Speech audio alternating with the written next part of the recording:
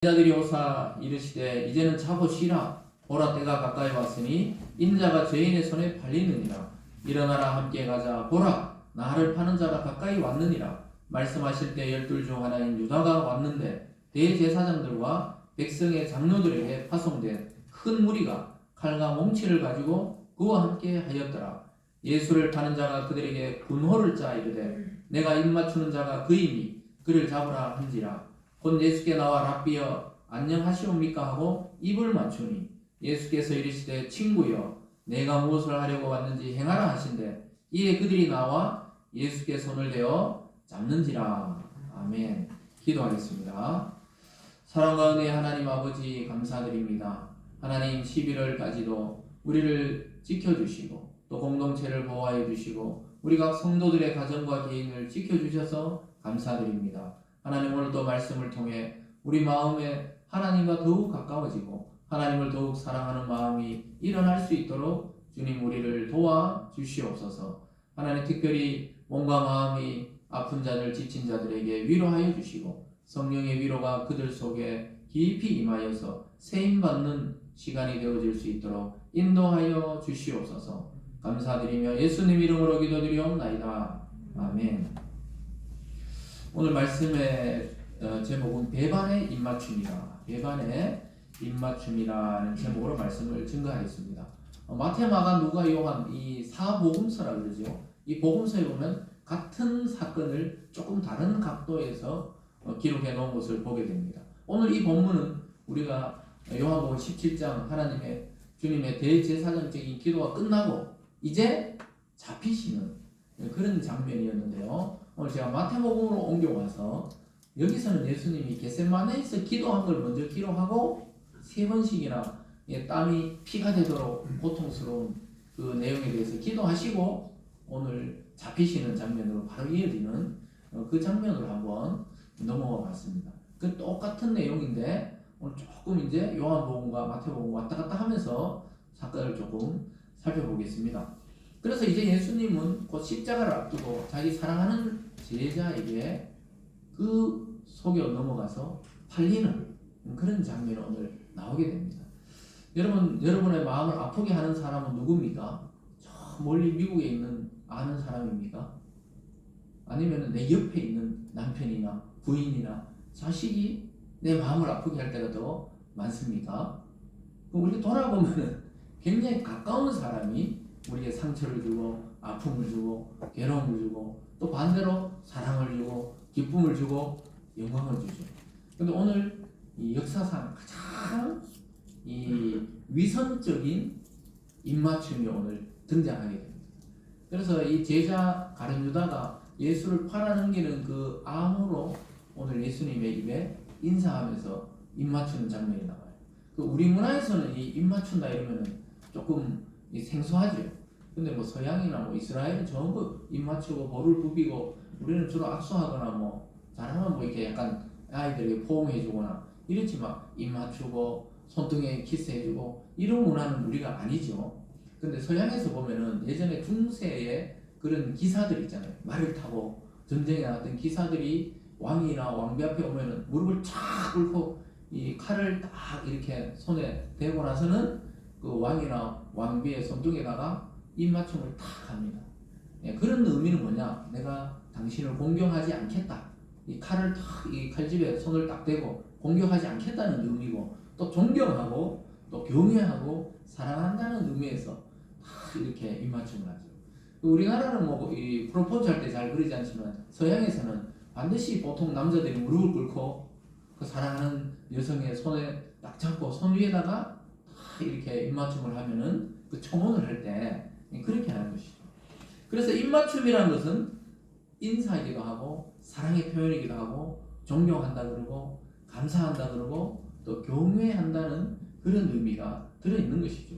그래서 아이들이 태어나면 막 아기 때 보면은 엄마 아빠가 막 거의 막 물고 빨다 그러죠. 볼에다가 뽀뽀하고 입에도 하고 막 발에도 하고 손에도 하고 엉덩이 막 기저귀 갈다가 엉덩이에도 막 이렇게 하죠. 할아버지 할머니는 더 하죠. 막 애들 막 물고 빨죠. 그냥 이렇게 막. 그게 뭡니까?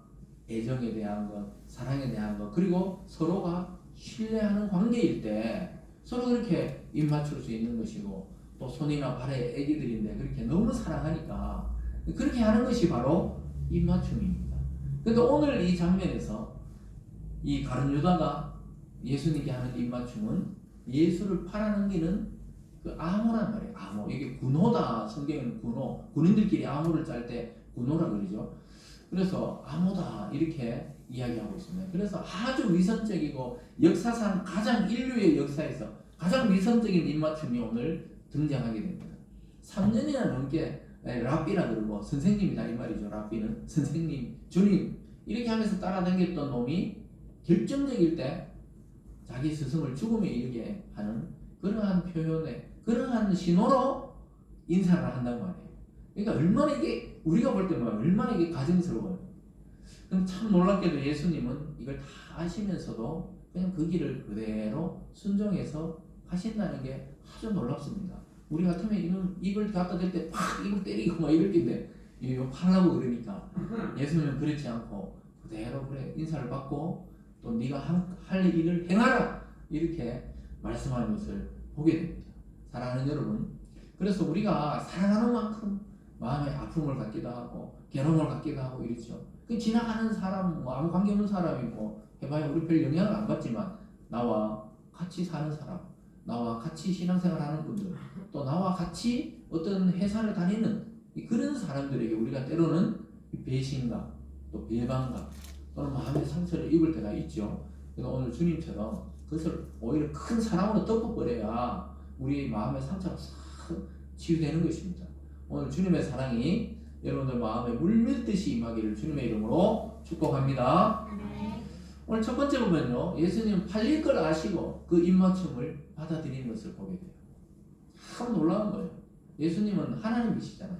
그래서 이 자기 인생도 어떻게 끝날 줄 아시고 어떻게 부활할 줄도 아시고 또 자기가 어떤 죽음을 통해 인류를 구원하실지도 알기 때문에 예수는 그것을 다 받아들이는 것을 보게 됩니다. 오늘 마태복음 45절과 46절을 보면 이렇게 말씀합니다. 이에 제자들이 오사 이르시되 이제는 자고 쉬라. 보라 때가 가까이 왔으니 인자가 죄인의 손에 팔리느니라. 일어나라 함께 가자. 보라 나를 파는 자가 가까이 왔느니라. 예수님께서는 이 마태복음에서는 대제사장적인 기도가 아니고 겟세마네 동산에서 이제 마지막 기도를 3번씩이나 간절하게 드려요.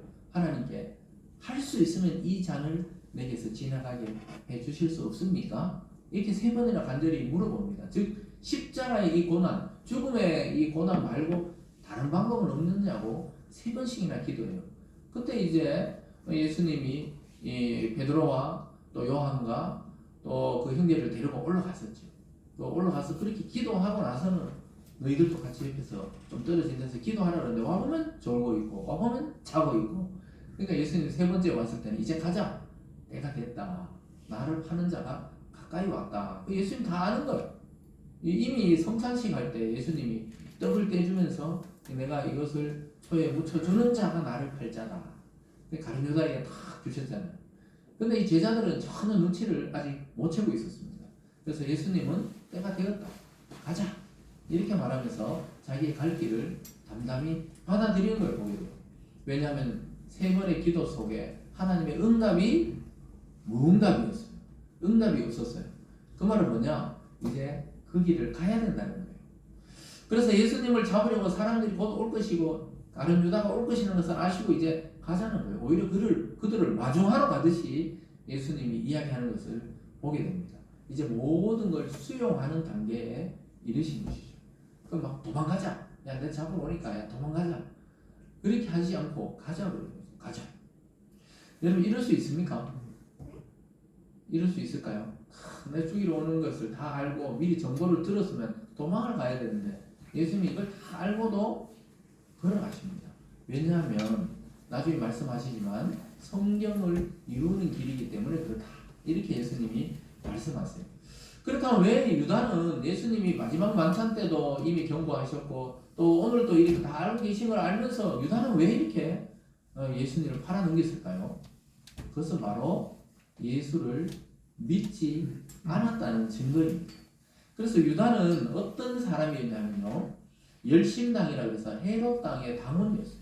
헤롯 땅이라는 것은 뭐냐? 그 당시에 로마의 지배를 받던 이 이스라엘을 정치적으로 해방시켜야 된다. 폭력을 쓰든지 어떻게 하든지 해방시켜야 된다는 그런 이스라엘 해방 그런 이 단체의 단원이었습니다. 예수를 따르기 전에 그런 단원이었어요. 근데 어느 날 보면 예수님이 막 기적도 행하고 이적도 행하고 이러니까 이 예수를 왕으로 모시고 이 로마를 몰아내고 국가를 다시 세워야 된다. 이런 열심을 가졌던 열심당원이라고 해요. 그 당시에 열심당원이었어요. 그래서 자신들을 해방시킬 이 정치적인 힘을 가진 메시아, 즉 구원자다, 이렇게 생각하고 예수님을 따랐는데 3년 동안 계속 따르다 보니까 예수님 계속 사랑해라, 또 고쳐주시고 용서하시고 또 이제는 십자가에 온 이를 위해 죽겠다 이렇게 말씀하니까 자기가 바라던 메시아가 아니었던 것입니다. 이게 굉장히 중요한 말이에요. 여러분 신앙생활 하면서 내 생각에는 이런데 그 생각을 자꾸 버려야 돼요. 내 생각하고 주님의 생각이 다르다고 늘 생각을 해야 됩니다. 가룟 유다는 내 생각엔 예수님이 이렇게 해서 정치적인 힘을 갖고 그리고 완전히 이 로마의 이 압제를 부셔뜨리고 이 새로운 국가를 건설해야 되는데 그때 자기도 한장을 해야 되는데 예수님이 자꾸 죽겠다 그러니까 이 큰일 났다. 예수 따라다니다가 망하겠구나. 이렇게 해가지고 이미 가룟 유다는 이미 한참 전에 그 대제사장들과 그 무리들에게 돈을 받고 예수를 팔려고 작정을 했던 것입니다. 이미 이 사람 돈에 관심이 많잖아요. 예수님께 향유 옥합을 깨뜨려서 예수님이 그 발을 닦아주던 여인 보고 이것을 나눠줘야 되지. 가난한 자들에게 돈으로 바꿔서 가난한 자들에게 나눠줘야지. 왜 예수의 발을 닦냐고 이랬던 사람이 가룟 유다입니다. 이 사람은 이치에 밟고 돈에 밟고 또 정치적이었습니다. 근데 예수님은 그러지 않으니까 점점 이 사람의 마음이 멀어지면서 이제 예수님이 죽기 전에 빨리 팔아넘겨서 자신이라도 살아남아야 되겠다는 겁니다. 그래서 그냥 탁 자기가 예수를 팔려고 돈을 은30을 받고 예수를 넘겨주겠다 이렇게 이야기하고 작전을 짠 게 뭡니까? 그 산중에 있었잖아요. 예수님 그 당시에 겟세마네 동산에 기도하고 내려오는 그 작은 이 산이에요. 우리로 보면 뭐 이렇게 여기 보면 작은 산 있죠. 옆에 두류공원에 있는 그런 산 정도 뭐 그거보다도 낮아요. 그 언덕 같은 그런 데서 이제 예수님이 이제 함께 계셨기 때문에 우리 생각에는 예수님 딱 보면 알겠는데 근데 그 당시엔 지금처럼 가로등도 없고 깜깜하고 약간 숲속이고 우리가 볼 때 외국인들 뭐 다 똑같아 보이잖아요. 이게 수염 나 있고 이렇게 머리 길고 대부분 똑같은 모양이니까 못 알아보는 거예요. 군인들이 처음 볼 때. 근데 가룟 유다가 이야기했죠. 내가 가서 입을 딱 맞추면서 선생님 평안하십니까? 이렇게 하고 인사를 딱 하면은 그 사람이 예수다. 이렇게 짜놓은 겁니다. 그러면 나와서 잡으라는 거예요.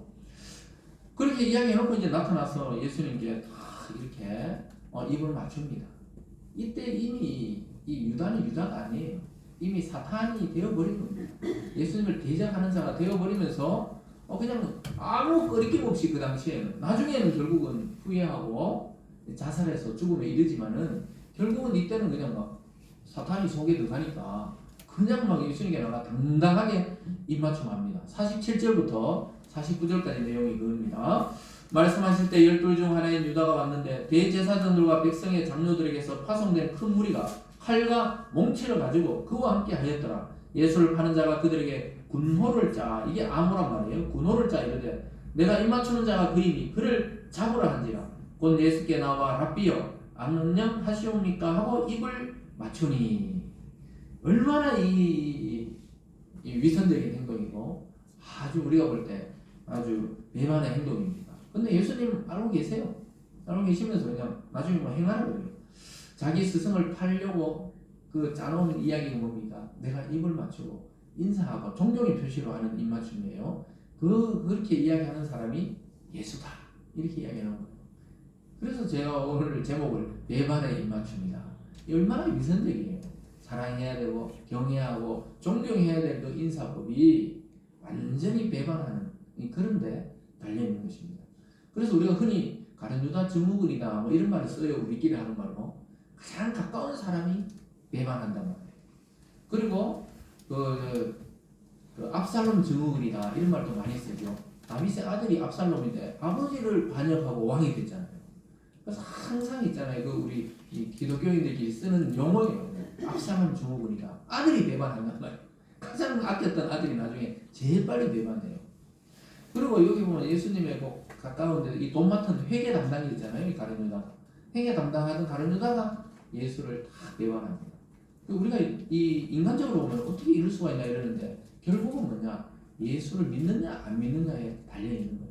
그 기독교는 이 믿음의 세계지 같이 오래 지냈다고 믿을만 하고 아니면 뭐 금방 만났다고 안 믿고 이런 게 아니고 예수를 같이 믿느냐 안 믿느냐에 따라서 이 신뢰관계가 형성되는 것이죠. 그래서 여러분도 아마 일반적으로 이 일을 해도 마찬가지예요. 정치를 해도 그렇고 제일 위험한 사람이 누굽니까? 자기 비서실장이에요. 또 기업에서 누구예요? 운전사들. 전부 폭로하는 거 보면 바로 옆에 있는 사람이잖아요. 옛날 물리에서 하고 모르니까 그 사람 사생활을 전혀 모르잖아요. 전부 터뜨리는 거 보면 막 오른팔 왼팔이었다는 사람들 이런 사람들이 지금 막 뉴스에도 막 조사받고 이런 사람들이 바로 옆에 자기를 신뢰했던 사람이 나중에 어떻게 해요? 자기가 뭐 이제 감옥 가야 되고 자기가 이제 형을 살아야 되면 부는 거예요. 자연스럽게. 그러니까 지금 가룟 유다도 야 이러다가 다 죽겠다.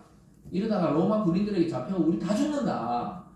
유대 종교 지도자들인데 이제 잡혀가 다 죽는다. 그럴 바에야 예수님 팔고 그냥 나는 살고 또 다 사는 게 낫겠다. 이렇게 인간적으로 생각했는 거예요. 왜요? 예수님을 못 믿으니까. 믿으면 그렇게 하지 않죠. 못 믿으니까 배반의 장미가 되는 것입니다. 그래서 참 어두운 밤에 이 스타일도 비슷하고 옷도 뭐 세마포도 하얀 옷 그냥 이스라엘 그 당시 사람들 이 옷을 입고 있으니까 누군지 모를 건데 유다가 당당히 와서 예수님께 안녕하십니까? 이렇게 인사하면서 라비요 하니까 막 사람 군인들이 대만 알아보는 거예요. 탁 잡아가는 것이. 여러분 아주 치밀하게도 또 뻔뻔하게도 예수님 앞에서 이런 인사를 하는 것이죠. 참 말 그대로 랍비라 그러면 스승이라는 의미잖아요. 유대인들은 전부 랍비라 그러잖아요. 유대인 선생님들 지금도 랍비들이 있습니다. 율법을 가르치는 랍비 굉장히 존중해요. 랍비의 그 자석, 랍비의 의자 다 이렇게 함부로 앉지를 않거든요. 그래서 거기에 다 이렇게 존경합니다. 그 랍비요 이렇게 말하면서 이 마음으로는 랍비도 아니고 이 사람이 갈릴리에서 나와가지고 내가 잘못 쫓아다녔다 이렇게 생각했던 겁니다. 그래서 후에는 근데 어떻게 해요? 나중에는 지금은 사탄이 들어가 있어서 완전히 사탄 짓을 하고 있지만 나중에 정신이 탁 돌아오거든요. 어느 날 생각해보니까 내가 왜 예수를 팔았던가 이렇게 해서 막 대제사장 찾아가서 막 자기 돈 받은 걸 막 던져 놓으면서 성전에 던지면서 막 아니 넌 예수를 안 팔겠다고 이미 다 넘어갔는데 막 이렇게 돈을 던지고 막 그래도 아무도 안 받아주니까 어떻게 돼요? 가룟 유다가 집에 가서 목을 매가 나무에 탁 달아서 죽었는데 죽으면서도 또 떨어졌어요. 또 목을 맸는데도 떨어지면서 바위에 부딪혀가 찬자가 터져 죽었더라. 성경에 이렇게 기록하고 있습니다. 그러니까 후회에 해봐야 그때는 소용이 없을 때죠. 회개한 게 아니고 후회를 한 거예요. 후회를. 예수님께 다시 믿음을 고백하고 이랬어야 되는데 끝까지 회개하지 않고 죽음으로 끝을 내는 인생이 바로 가룟 유다였습니다. 여러분 유다는 예수님께 가장 인류 역사상 거짓된 입맞춤을 하고는 그 당시에 예수님의 심정은 가장 가슴 아팠다고 그렇게 얘기합니다. 예수님이 이 마지막 만찬할 때 내가 참 태어나지 않았다면 차라리 좋았을 텐데 너는 태어나지 않았으면 좋았을 건데 그럼 뭐 다른 사람에 의해서 예수님 팔렸겠지만 참 안타깝다는 거예요. 그래서 예수님이 얼마나 그 입맞출 때 알면서도 인사를 하면서도 참 그걸 받아들이시는 걸 보면 왜냐? 왜 예수님이 가만히 있었을까요? 이놈 나 팔려고 그러지. 그래서 뭐 옆에 베드로가 당장 또 뭐 어떻게 했을 건데 예수님 말씀하지 않으셨어요. 왜 그러냐면 그때 소란스러운 일이 일어나면 예수만 잡혀가는 게 아니라 제자들이 다 죽게 생겼으니까 자기 혼자 십자가를 지러 가시는 것이죠. 여러분 육신을 가지고 오신 예수님은 정말 십자가 지는 게 예수님도 고통스러웠어요. 그래서 겟세마네 동산에서 막 3번씩이나 땀이 피가 되도록 기도했잖아요. 정말 이렇게 사람이 스트레스를 너무 받으면은 이 CP줄이 터지면서 이 땅구멍에서 피가 나온다 하더라고요. 그럴 정도로 막 고통스러운 그런 기도를 들으시고 나서 오늘 이 사건을 이제 다 아셨기 때문에 그걸 받아들이고 계시는 거예요. 여러분 이런 배반의 일들을 다 아시고 또 예수님은 아버지께 할만하시거든 이 잔을 좀 지나가게 해달라고 이렇게 기도하셨지만 이 모든 것을 자기 스스로 받아들이십니다. 50절에 보면 이렇게 말씀하세요. 예수께서 이르시되 친구여 내가 무엇을 하려고 왔는지 행하라 하신대 이에 그들이 나와 예수께 손을 대어 잡는지라. 예수님은 자기의 팔을 가른 유다에 저주하지 않으시고 친구여 이렇게 말씀합니다. 넌 나의 친구다. 무엇을 하려는지 내가 다 아니까 행하라는 거예요. 행하라. 그러니까 그분들이 예수님을 딱 손을 대서 딱 좌우로 잡았다. 이렇게 말씀하고 있습니다. 여러분 이럴 수 있을까요? 우리가 만약에 정말 믿었던 사람인 줄 알았는데 뒤에서 보니까 완전히 뒤통수를 쳤다. 야, 그럴 때 우리가 견딜 수 없을 거야 아마. 이 분노한 또 용서하지 못하는 것. 근데 예수님은 이미 겟세마네에서 하나님과 씨름하셨기 때문에 용서가 되는 겁니다. 그래서 예수님은 제자의 손에 팔리셨지만 욕을 하거나 저주하거나 그러지 않고 친구여 행할 일을 행하라 아주 부드럽게 불러주셨습니다. 무엇을 하려고 하는지 아니까 행하라는 거예요. 이제 예수님은 하나님과 그 계획했던 시간이 가까이 왔음을 알고 계셨습니다. 그래서 예수님은 이 성경을 이루는데 집중하고 계셨어요. 마지막까지 그 구약의 성경 한마디 한마디를 다 이루시기 위해서 집중하고 계셨어요. 우리가 연기가 아주 뛰어난 배우들, 그런 배우들 보면 막 그 사람이 그 사람 같잖아요. 그 왕을 연기하면 그 사람이 연기하면 연기가 아니고 저 사람이 진짜 조선의 왕같이 막 느껴지잖아요. 어떤 사람은 또 막 연기를 하면 막 와 여왕처럼 느껴지잖아요. 진짜 그 실제 인물처럼 그 정도로 연기에 몰입하면은 그 사람이 그 사람 같이 느껴지듯이 예수님은 연기가 아니고 정말 자신에게 말씀해 놓은 그 예언의 말씀을 정말 하나하나 삶으로 이루어 가신다는 것을 보게 됩니다. 그래서 예수님과 제자들이 다른 거예요. 또 예수님과 우리가 다를 수밖에 없는 겁니다. 우리는 예수를 믿고 따르는 자고 예수는 성경의 주인공이시기 때문에 그 길을 하나하나 고통이든 슬픔이든 기쁨이든 그 길을 다 걸어가실 수밖에 없는 입장에 있었던 것입니다. 참 우리가 이거 읽어보면 마음 아프죠. 읽을 때마다 왜 가룟 유다가 그랬을까? 왜 빌라도는 또 이렇게 십자가에 넘겨줬을까? 그 나중에 뭐 예수님이 다 성경이 응하게 하려고 그랬다. 이렇게 말씀하는 것입니다. 그래서 참 예수님의 고난도 성경대로 이루어지는 것입니다. 그러면서 오늘 두 번째로 예수님은 칼로 응하는 자는 칼로 망한다고 이야기하시면서 이것을 성경을 이루는 일이니까 칼을 사용하지 말라는 거예요. 그래서 우리가 교회가 이 기독교가 늘 조심해야 되는 게 힘을 사용하려고 그러면 안 돼요. 기독교는 막 뭉쳐가지고 막 데모를 하고 막 무엇을 이루어내려고 그렇게 연합하고 그런 의도를 가지면 안 돼요. 그냥 하나님의 찬양하고 영광 돌리려고 부활절에도 모이고 막 연합 예배도 하고 이런 건 좋지만 힘을 사용해서 우리의 어떤 주장을 하려고 그러면은 이미 그건 기독교가 아니에요. 기독교는 오히려 수용하고 사랑으로 참고 인내하고 뭐 그렇게 되어야 되는 것이지. 그게 기독교인이고 그게 교회고 그게 우리 전체 크리스찬들이 추구해야 되는 방향인데 순간순간은 그렇지 못한 거예요. 오늘 베드로도 그 순간을 못 참아가지고 칼을 빼가지고 아마 이렇게 호신용으로 짧은 칼들 우리 왜 과도처럼 이런 짧은 칼들을 갖고 다녔던 것 같아요. 그래서 딱 칼을 빼가지고 그냥 막 대제사장의 종 귀를 잘라버립니다. 51절을 보면요. 예수와 함께 있던 자 중 하나가 손을 펴 칼을 빼어 대제사장 종을 쳐 그 귀를 떨어뜨리니. 그럼 막 예수님 막 잡히니까 베드로가 역시 베드로가 뭐 어부잖아요. 그리고 배를 막 운영하던 사람이 막 거칠잖아요. 거칠었어요. 항상 성격이 급하고 이랬는데 예수님 잡히니까 막 뛰어들어가지고 칼을 휘둘렀는데 깜깜하니까 목을 못 치고 귀를 쳤는데 귀가 딱 떨어져 나가버렸어요. 그래서 요한복음 18장에서는 그 귀 떨어져 나간 대제사장의 종의 이름을 말고 이렇게 말고 이름이 말고예요. 아니면 말고가 아니고 말고라는 이름에 그 종의 귀가 떨어져 나가버린 거예요. 거기서 베드로가 탁 쳤어요. 근데 예수님은 그 귀를 잡고 다시 붙여줍니다. 예수님은 거기서도 기적을 행해줘서 귀를 붙여주면서 베드로에게 칼로 흥한 자는 칼로 망하느니라. 칼을 도로 꽂아 넣어라 칼집에 이렇게 당부하는 것을 보게 됩니다. 그래서 우리 같으면 잘했다. 그래 귀를 치지 말고 목을 쳐라 이랬을 건데 예수님은 그렇게 하면 안 된다. 안 된다면서 귀를 다시 붙여줬어요. 그러면서 베드로 보고 칼로 흥한 자는 칼로 망한다. 그래서 여러분 우리의 자랑이 때로는 우리의 저주가 되기도 합니다. 그래서 너무 뛰어나면은 그것이 나중에 재앙이 되기도 한다는 거예요. 뭐 핵폭탄을 계속 때리려 하는 사람, 그런 나라는 핵폭탄 때문에 망하게 되는 게 이 성경의 원리입니다. 그래서 사랑의 원자탄이 되어야 되죠. 우리 손양원 목사님을 사랑의 원자탄이다 이렇게 부르는데, 그 자기 아들 둘 죽인 나중에 그 공들을 나중에 자기 양아들로 삼잖아요.